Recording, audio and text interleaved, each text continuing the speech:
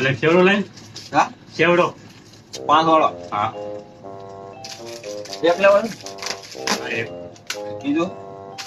કેટલા છે 5 રૂપિયા 5 રૂપિયા છૂટા નથી એક કામ કરે છે કાંઈ એક આપી દો હાલે આ લઈ ગઈ આપણે હવે કેટલા છે ઉપર હવે મારે હિસાબ કરવો છે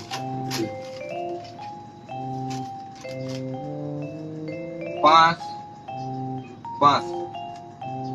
55 રૂપિયા જા ભાઈ હે 55 ચાલો એક પાછો રહે